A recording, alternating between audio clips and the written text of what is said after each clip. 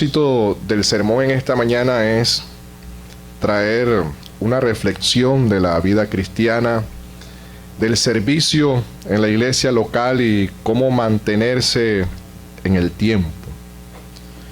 Vamos a estar analizando un texto de las Escrituras y vamos a estar viendo la vida cristiana en la iglesia de Laodicea. En el año 311, el emperador Galerio emitió un edicto conocido como el Edicto de Tolerancia de Nicomedia. En él se concedía la indulgencia a los cristianos y se les reconocía su estatus o su existencia legal y libertad para celebrar reuniones y construir templos para su Dios. Inicialmente se dio de esa manera, por lo que las persecuciones hacia el cristianismo cesarían un poco, pero finalizarían posteriormente cuando Constantino, en el año 313, con el Edicto de Milán, da paz a la iglesia y el cristianismo se convierte en la religión oficial del Imperio Romano. Pero esto tuvo un doble efecto en la vida de la iglesia.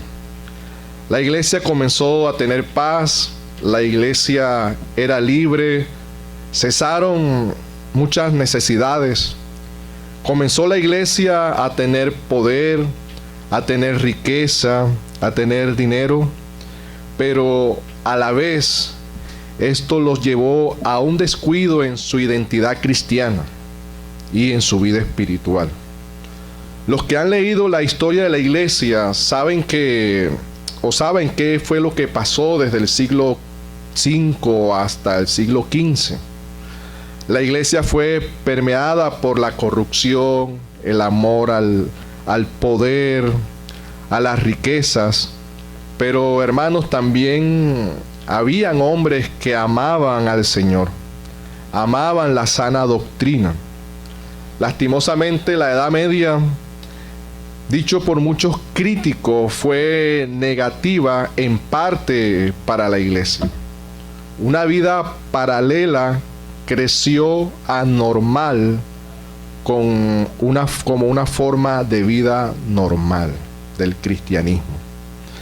Pero ya el Señor desde los primeros siglos desde el primer siglo venía amonestando a su iglesia, enseñándoles por la inspiración del Espíritu Santo unos principios teológicos atemporales o de aplicación universal para su pueblo, en este caso para su iglesia. Y esos principios y enseñanzas lo vemos reflejado en una de las 7 iglesias de Apocalipsis, y es la iglesia de Laodicea.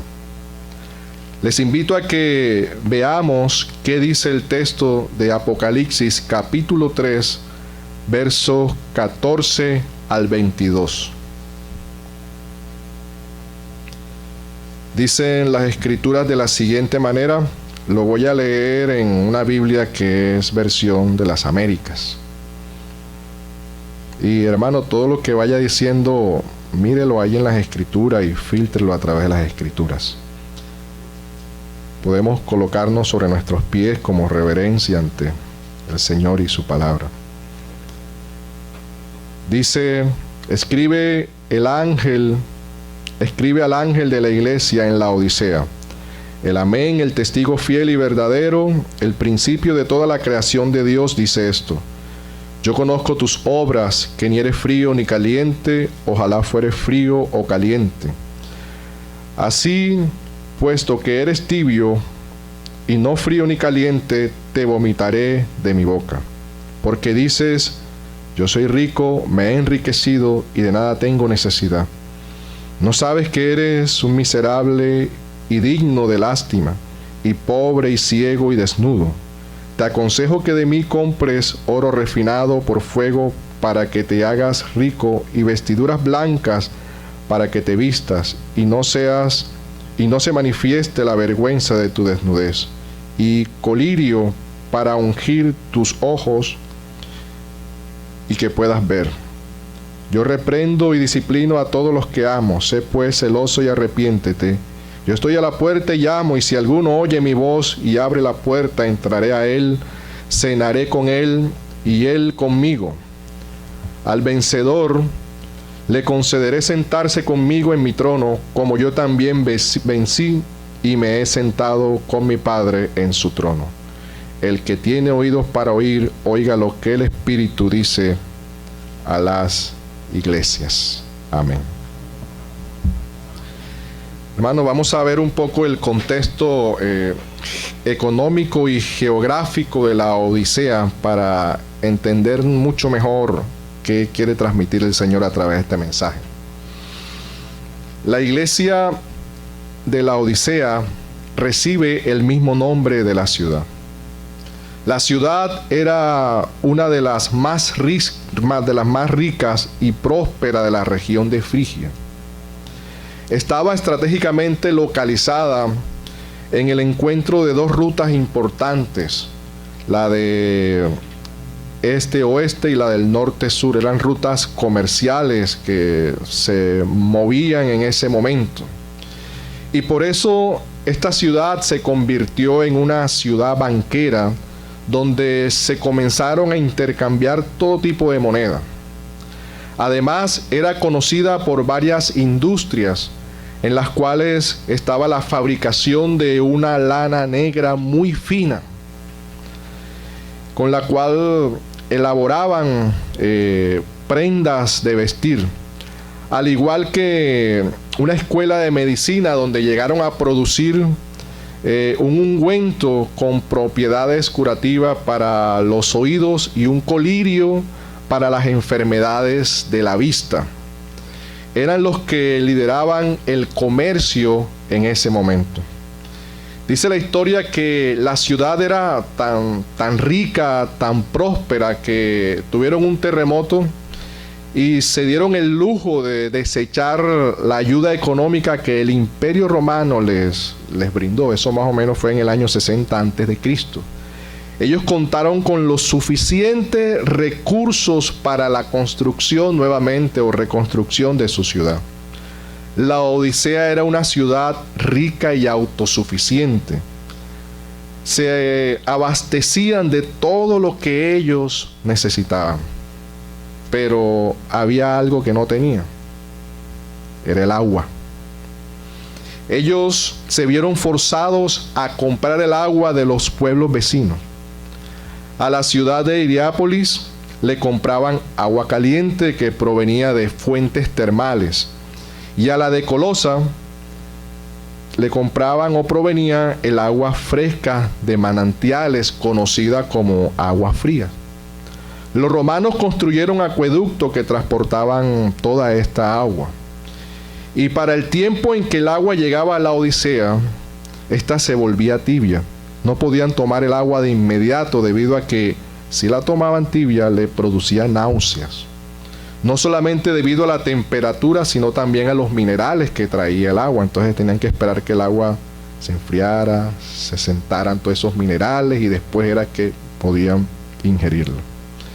Entendiendo un poco el contexto en que se encontraba esta ciudad de la Odisea, podemos comprender mucho mejor las palabras del Señor cuando le dice a Juan que escriba a esta iglesia o el pasaje que hemos leído.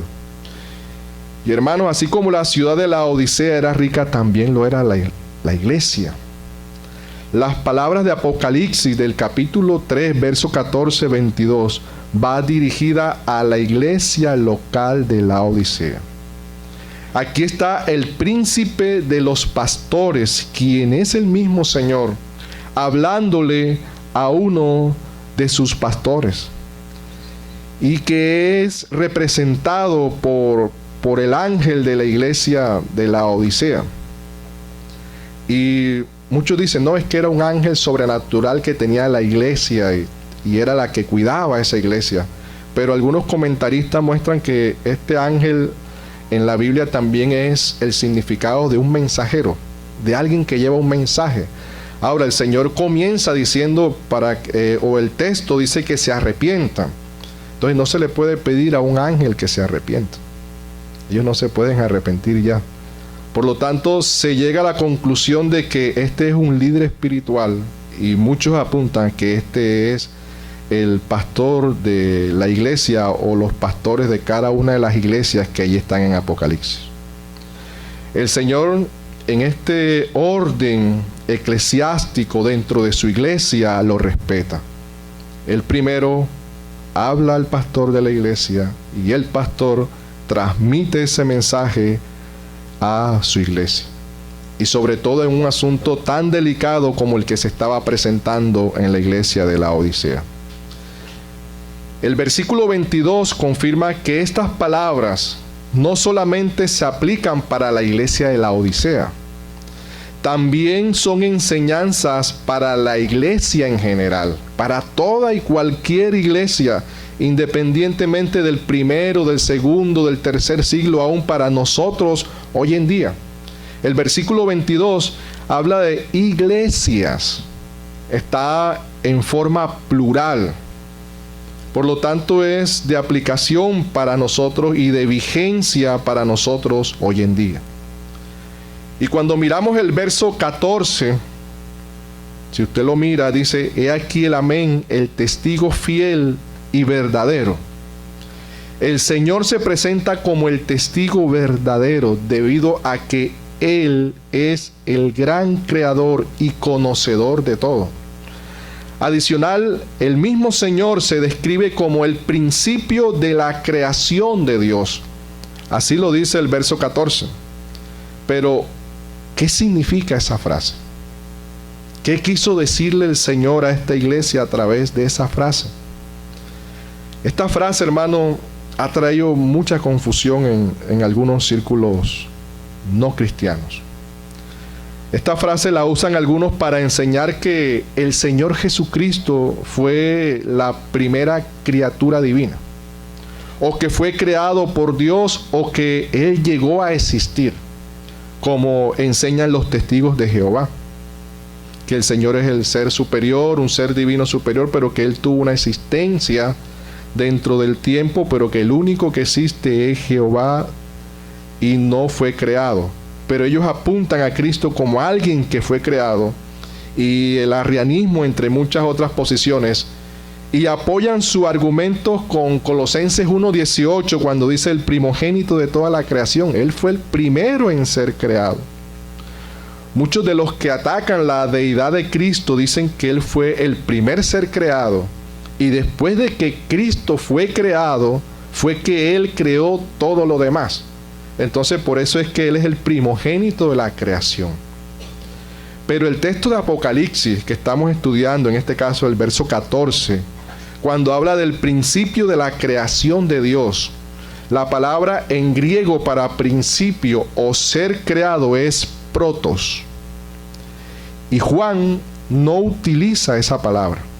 Todo lo contrario, Juan usa un vocablo del griego que es arque, que significa principiador o el que dio principio. Y esa es la que usa Juan. En ese orden de idea, el texto se puede entender o se puede leer de la siguiente manera: el que dio principio a todas las cosas. La Biblia presenta al Señor Jesucristo como Dios el Hijo y como el Creador. Como Dios, podemos ver Timoteo 3:16 cuando habla un texto que quizás muchos lo conocemos: grande es el misterio de la piedad, Dios manifestado en carne. ¿Quién se manifestó en carne? El Hijo, Dios el Hijo. Pero también la Biblia muestra a nuestro Señor como el Creador. Colosenses 1:16, porque en Él fueron creadas todas las cosas, las que hay en el cielo, las que hay en la tierra, visibles e invisibles, sean tronos, sean dominios, sean potestades, todo fue creado por medio de Él y para Él. Entonces la Biblia muestra a nuestro Señor Jesucristo como Dios el Hijo, y nos muestra también al Señor Jesucristo como el Creador. Entonces surge una pregunta: ¿y será que el Creador no conocerá a su creación. El versículo 15 da la respuesta. Le invito a que lo leamos. Versículo 15 de Apocalipsis 3. ¿Cómo dice? Yo conozco tus obras, que ni eres frío ni caliente, ojalá fueres frío o caliente. El Señor conocía las obras y las intenciones del corazón de los hermanos de la iglesia de la Odisea y cómo ellos realizaban esas obras. El texto bíblico deja ver de forma implícita que estas obras no eran del agrado del Señor. Él les reprocha: ni eres frío ni eres caliente. La expresión metafórica de frío y caliente es explicada por muchos de forma alegórica y la muestran de la siguiente manera: el estar caliente es el estar en el fuego del Espíritu Santo. El estar frío es el estar apagado en el hielo del diablo. El estar caliente es estar en el fuego de una vida en el Espíritu, y el estar frío es el estar en una vida de pecado y alejado de Dios. Así se presenta muchas veces de forma alegórica este texto. Pero ese no es el verdadero significado que da el contexto de este pasaje. No podemos perder de vista el verdadero significado de ese texto, el cual es muy rico en enseñanza para nosotros hoy en día y para la iglesia del Señor. El significado de esas palabras podemos entenderla en el contexto geográfico que dimos en la introducción. Si usted estuvo atento a esa introducción, entenderá mucho mejor lo que el Señor quiso decir. Miren, uno de los problemas que tenía la ciudad de la Odisea era el agua. Ellos se vieron forzados a comprar agua de los pueblos vecinos, como expusimos. A Hierápolis compraban el agua caliente, provenía de fuentes termales, y de Colosas provenían aguas frescas de manantiales, conocidas como agua fría. Los de la Odisea utilizaban el agua fría o caliente para preparar especias para beber o para bañarse. En este caso, ambas aguas, tanto caliente como fría, servían para el bienestar de la ciudad. Ninguna de las dos era mala. Y el Señor les dice, le dice a la iglesia de la Odisea: ustedes no son ni frío ni caliente. Hermano, en pocas palabras, va a sonar feo lo que voy a decir, pero es como si el Señor dijera: ustedes no sirven. Suena feo. El agua fría sirve, el agua caliente sirve, pero ustedes no son ni frío ni caliente. El Señor está siendo pedagógico en su enseñanza. El Señor utiliza un lenguaje metafórico, haciendo referencia a algo natural como es el agua, para transmitir una gran verdad. ¿Y cuál era esa gran verdad o esa enseñanza? Ojalá fuere frío o caliente. El Señor, hermano, nos conoce muy bien. Él sabe lo que hay en lo más íntimo de nuestros corazones. Él conoce la intención de nuestros corazones en realizar una obra para Él. Y podemos engañar a los hombres, pero no al Señor. Estamos desnudos ante nuestro Creador. Él nos conoce muy bien, hermano. La Biblia enseña que para Dios es lo mismo el día que la noche, la luz que las tinieblas. Él lo ve todo igual. De Él nada se esconde. Pero ahora bien, hermano, surge otra pregunta. ¿Dónde está el problema de la Odisea? ¿Y cuál es la reprensión del Señor? El versículo 16 de nuestro texto de Apocalipsis da la respuesta. Les invito a que vayamos al versículo 16.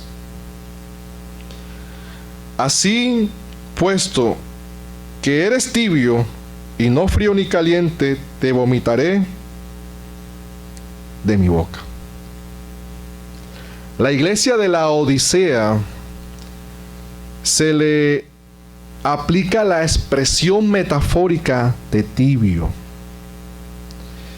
Y hermano, esto no es una comparación, es una metáfora. Una metáfora es aplicar características o esencia de otra cosa a lo comparado. Esto es igual a eso. No es, esto es parecido a eso. O sea, en este texto dice, eres tibio. No dice, te pareces al agua tibia. O sea, la fuerza que el Señor le está dando a esta palabra tibia no es una mera comparación. Él está diciendo, ustedes son agua tibia. ¿Y cómo podemos entender mucho mejor esto? Ustedes se acuerdan el pasaje cuando el Señor Jesús le dice a Herodes, ve y dile a aquella zorra, yo estoy trabajando y todo, pero mira, te andan buscando. Entonces el Señor le dice, ve y dile a aquella zorra. O sea, Él está utilizando una figura metafórica para transmitir las características al carácter de Herodes. Lo que representaba esta palabra como zorra, como no sé si ustedes han leído las zorras, las zorrillas que en Cantar de los Cantares, que echan a hervir el perfume del perfumista, las moscas y todo lo demás. El Señor está transmitiendo una relación de carácter a Herodes, a la personalidad de él. O cuando Cristo es llamado el Cordero de Dios, o cuando es llamado el León de Judá. Entonces, la primera aclaración del texto es que el Señor no los vomitará por ser frío o caliente, pero sí por ser tibio. Algunos comentaristas, afirman, para el tiempo en que el agua llegaba a la Odisea, estaba tibia por la temperatura que había. Adicional, no podía ingerirla de inmediato. Si se tomaba tibia, podía producir náuseas, no solo debido a la temperatura, sino también a los minerales que traía el agua, como lo dijimos en la introducción. Imaginémonos a alguien o a usted mismo, hermano, con una gran sed, llegando a tomar agua tibia. No lo soportaría. Y creo que en la medicina lo usan el agua tibia como para provocar náusea o vómito o algo. Hermanos, y el significado de vómito es una expulsión del cuerpo. Eso es lo que representa el vómito, una expulsión del cuerpo. Pero, ¿cómo interpretamos esa tibieza en la vida de la iglesia de la Odisea? ¿Y cómo se manifiesta esa tibieza en estos hermanos? El versículo 17, 18 y 19 de nuestro pasaje de Apocalipsis nos da la respuesta. Le invito a que vayamos versículos 17, 18 y 19. Dice, porque dices, soy rico, me he enriquecido y de nada tengo necesidad. ¿No sabes que eres un miserable y digno de lástima y pobre, ciego y desnudo? Te aconsejo que de mí compres oro refinado por fuego para que te hagas rico y vestiduras blancas para que te vistas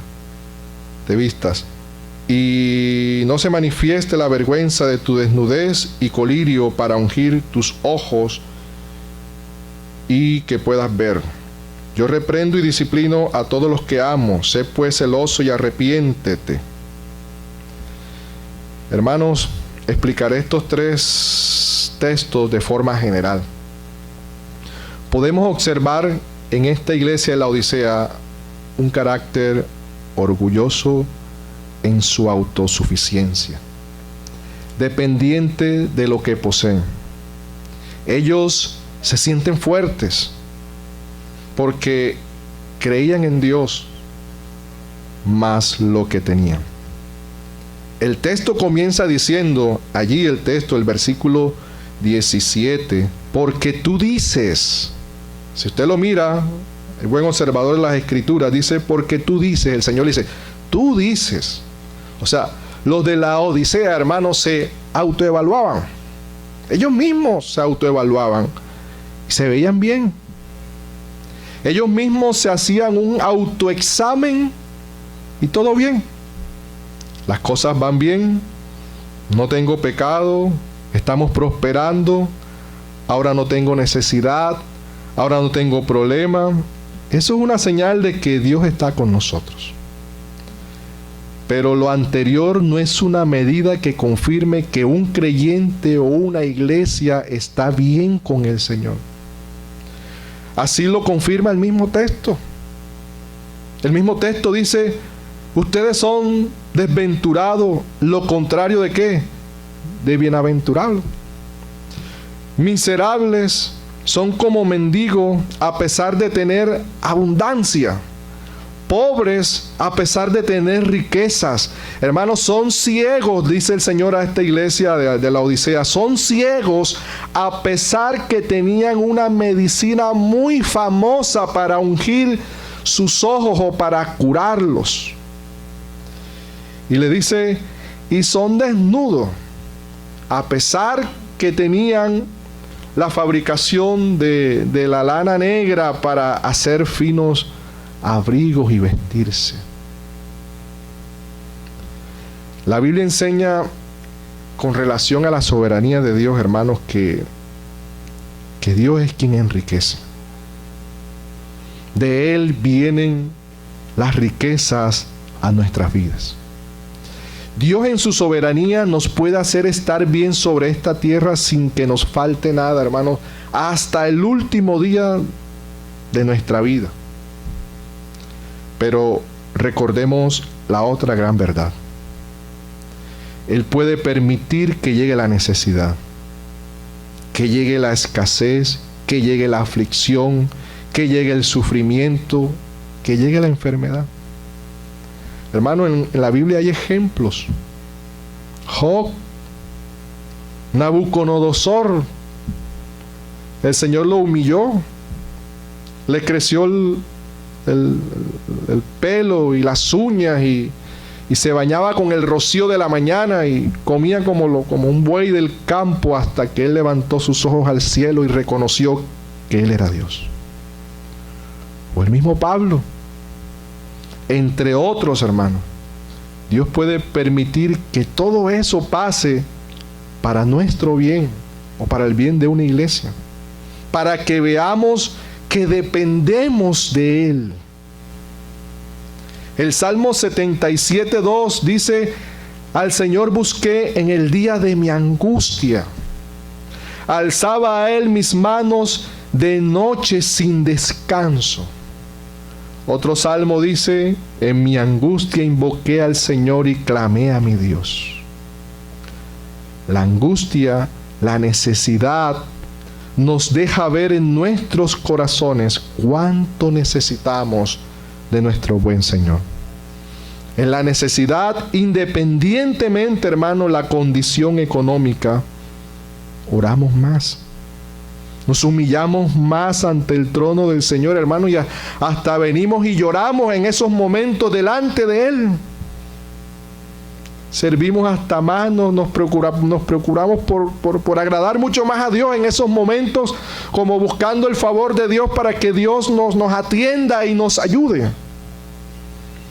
Pero, hermano, lastimosamente, cuando el Señor llega con su providencia, cuando el Señor suple nuestras necesidades, comenzamos a cambiar las prioridades. Nos descuidamos en la oración, nos descuidamos en el servicio al Señor y en nuestra iglesia local. Nos descuidamos en nuestra santificación, entre otras cosas. Hermanos, debemos de tener un equilibrio. El problema no es el dinero. El problema no son las riquezas, hermano. El problema no son las cosas materiales. El problema, ¿saben cuál es? Nuestro corazón. Nuestros corazones. El problema no es tan solamente las aflicciones, los sufrimientos o el pecado, sino cómo respondemos ante ellos. Si el Señor nos ha permitido o te ha permitido alcanzar ciertas cosas sobre esta tierra, hermano, disfrútalas. Deleítate en ellas. Pablo le escribe a Timoteo en la primera carta, capítulo 6, verso 17, a los ricos de este siglo, mando que no sean altivos ni pongan la esperanza en las riquezas, las cuales son inciertas, sino en el Dios vivo, que da todas las cosas en abundancia para que las disfrutemos. Hermano, disfruta lo que Dios te ha dado. Come y bebe del fruto de tus manos, con el sudor de tu frente lo has conseguido. Uno no tiene que vivir en la pobreza como enseñaba el catolicismo romano para vivir en santidad y conocer más a Dios. No, el problema no es ese, el problema es nuestro corazón. Pero, hermanos, hay otra verdad. Las riquezas son inciertas. En cualquier momento se pueden perder. La buena salud se puede perder en cualquier momento. El bienestar, las relaciones familiares, matrimoniales, de amistad, todo esto se puede perder, hermanos. Cualquier momento. Pero aquí es donde entra la enseñanza de la esperanza. La motivación de vivir, el motivo de vida y de existencia de nosotros como creyentes, como hijos de Dios. Job escribió en medio de todo lo que él estaba viviendo: aunque él me mate, en él esperaré.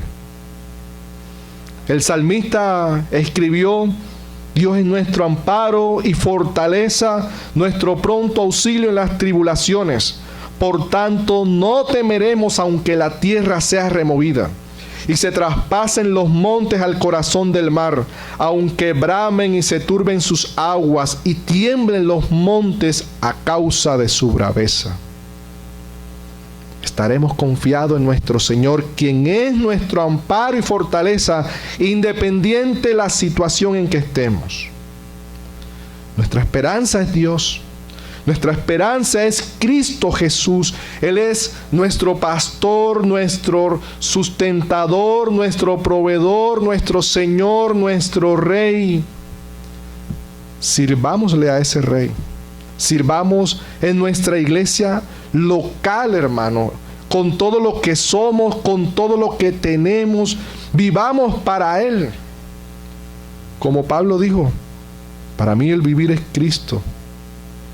Y ciertamente aún estimo todas las cosas como pérdida por la excelencia del conocimiento de Cristo Jesús mi Señor, por amor del cual lo he dejado todo y lo tengo por basura para ganar a Cristo.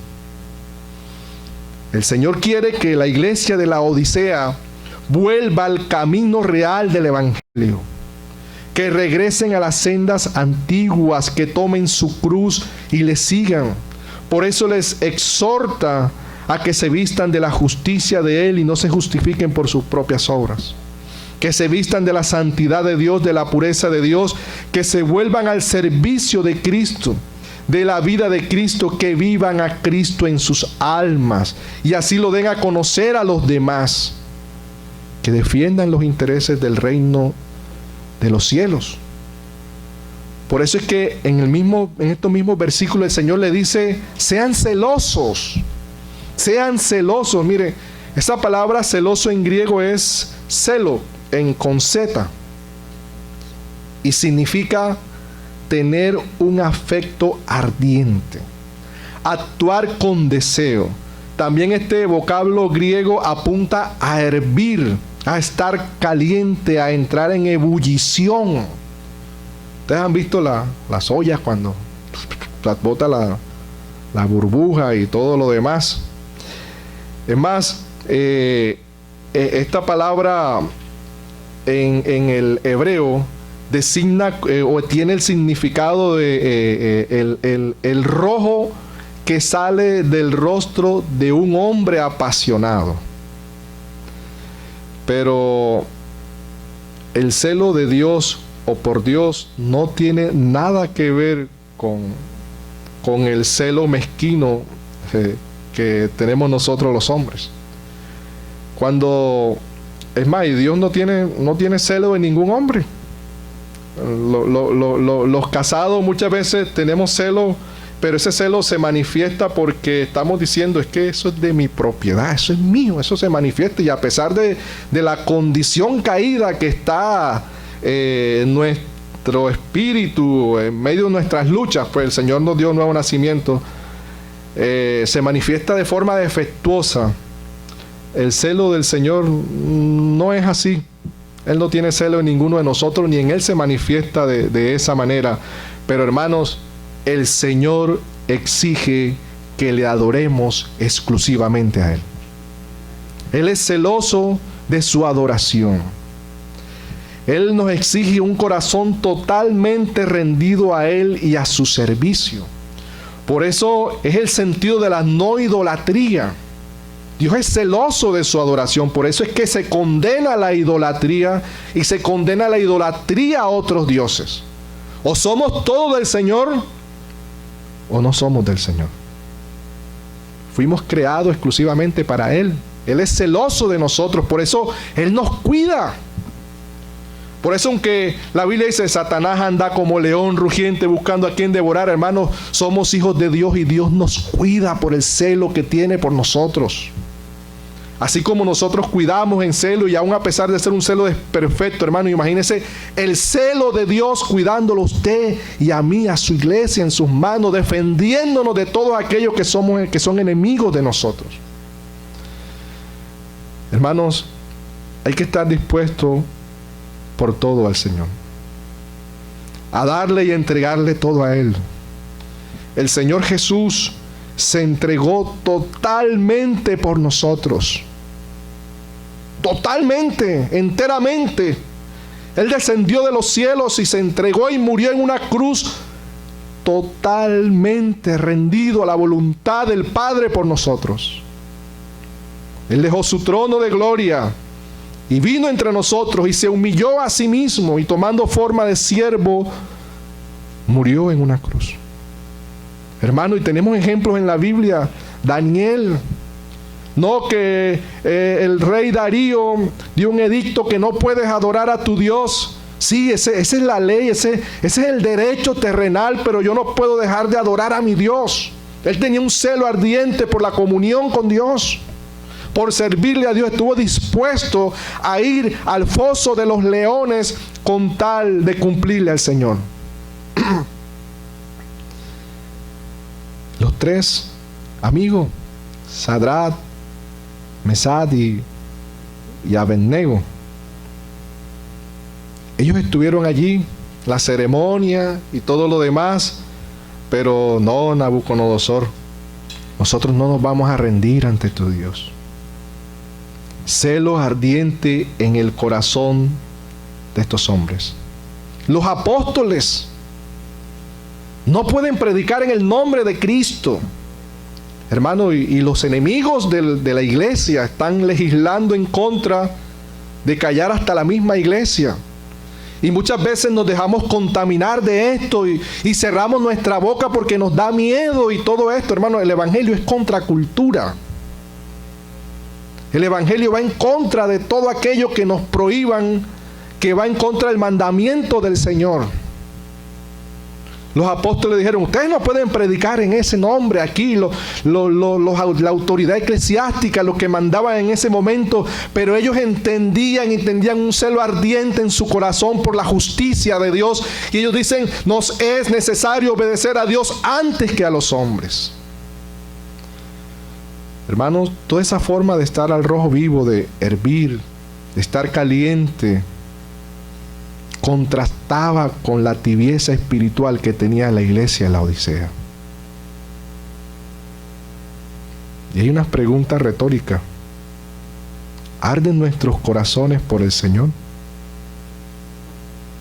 ¿Predicamos apasionadamente el evangelio a otros? ¿A cuántos en esta semana le hablaste de Jesús? ¿A cuántos? ¿Cuántos invitaste a venir hoy a tu iglesia local. Tenemos un afecto ardiente de servir en nuestra iglesia local, en tu iglesia local, en Lumbrera. Te apasiona, tienes ese celo por extender el reino de Dios aquí. Vivimos ardientemente por la gloria de Dios. Esto lo había perdido la iglesia de la Odisea. Y el Señor les dice: arrepiéntete, cambia de actitud, da la vuelta, devuélvete por donde vas. No es el camino, es un llamado al arrepentimiento. Y la consecuencia de no arrepentirse es la disciplina directa del Señor. La Biblia enseña que ninguna disciplina al presente parece ser causa de gozo, sino de tristeza, porque el Señor al que ama disciplina y azota a todo aquel que recibe por hijo. Si soportáis la disciplina, Dios os trata como a hijos, porque ¿qué hijo es aquel a quien el Padre no disciplina? No hay que esperar que el Señor llegue a nuestras vidas y nos visite con esa disciplina correctiva. Hay dos clases de disciplina. La disciplina instructiva es la que nos hace caminar en la santidad de Dios. Esto es una disciplina instructiva. Cuando el pastor Gilberto se para acá y vienen otros pastores, es una disciplina instructiva, pero hay una disciplina correctiva. Y esa disciplina correctiva nos hace volver a la santidad de Dios. Hermanos, reflexionemos cómo estamos viviendo nuestras vidas cristianas a la luz del Evangelio, a la luz de la palabra de Dios. El Señor disciplina en amor y por amor. Él no destruirá a sus hijos con su disciplina, aunque causa tristeza, aunque nos hace llorar, aunque nos hace gemir, aunque nos hace levantar nuestra mirada hacia Él. Él no destruirá a sus hijos con su disciplina. Él no nos hará pasar por una prueba que nosotros no podamos soportar. Todo lo contrario, hermano. Él permite y nos disciplina para hacernos volver del mal camino por donde nosotros vamos. La iglesia de la Odisea es una muestra de cómo una iglesia que se llama ser cristiana puede caminar y existir y terminar lejos del Señor. La prosperidad, las riquezas de una iglesia no es evidencia de que Dios está en medio de ella o que Dios la respalda. Muchas iglesias que se han desviado a una teología de la prosperidad totalmente descontextualizada de las Escrituras pueden fácilmente clasificar como la iglesia de la Odisea. Pueden tener dinero, riqueza, grandes templos, canales de radio, de televisión, pero hermanos, el Señor no está ahí. El Señor está por fuera de esas iglesias. Aunque ellos en su autoevaluación piensen que el Señor está dentro, el Señor toca, pero no le quieren abrir. Y viene la pregunta: ¿será que el Señor puede estar por fuera de un grupo que se autodenomina iglesia cristiana o por fuera de una persona que se llame ser cristiano? El versículo 20 al 22 de nuestro texto de Apocalipsis nos da la respuesta. Le invito a que lo leamos. Dice: yo estoy a la puerta y llamo. Si alguien oye mi voz y abre la puerta, entraré a él y cenaré con él y él conmigo. Al que venciera, al vencedor le concederé sentarse conmigo en mi trono, como yo también vencí y me senté con mi Padre en su trono. El que tiene oídos para oír, oiga lo que el Espíritu dice a las iglesias. Miren, en los tiempos bíblicos, el abrir la puerta de la casa a una persona era señal de aceptación, de cortesía. el cenar o compartir la mesa creaba momentos de compañerismo, de acercamiento, de familiaridad. Era un acto que creaba entre el anfitrión y el invitado un vínculo de amistad y de intimidad. Pero la puerta estaba cerrada en la iglesia de Laodicea para el Señor. El Señor Jesucristo está tocando para que le abran. Miren, ¿ustedes saben cuál es la figura que está mostrando el Señor ahí? Es que el Señor está afuera. Es que el Señor está en la calle.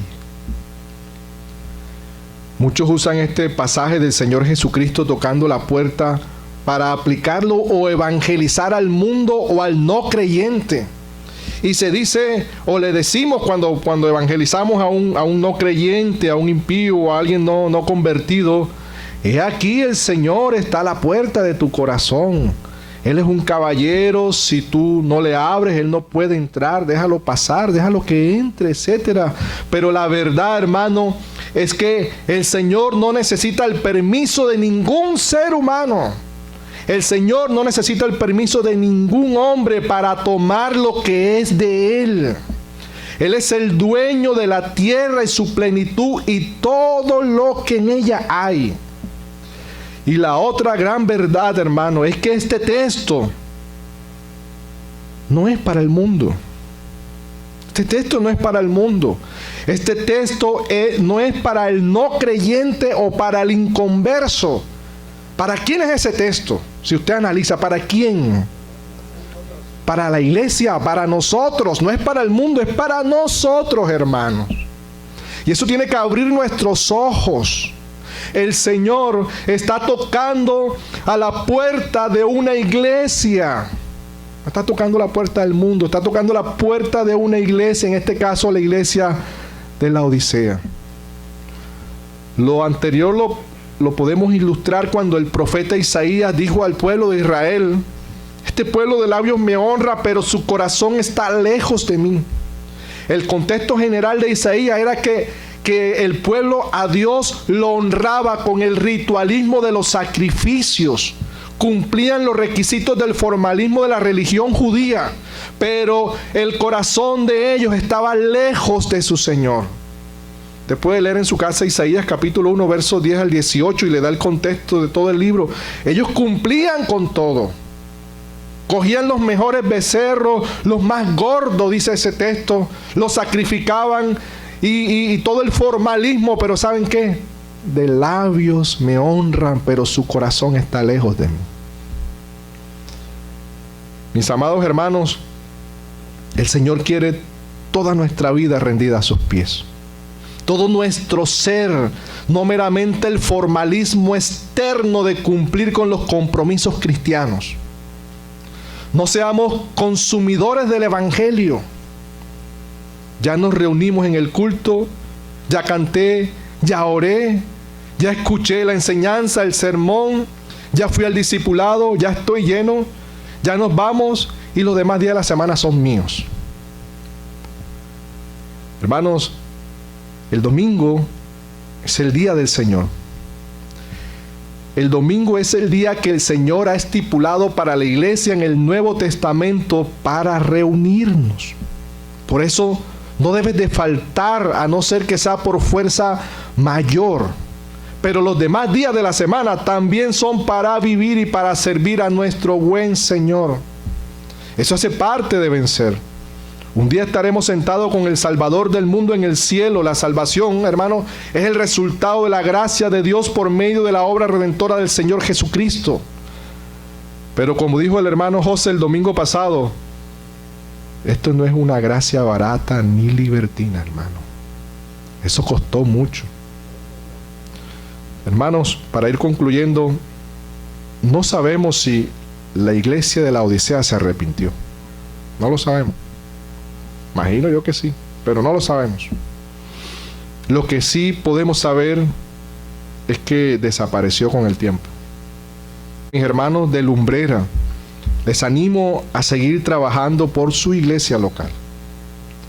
apoyando a su pastor, al pastor Gilberto, a todos los que el Señor considere en el liderazgo y a la membresía de esta iglesia.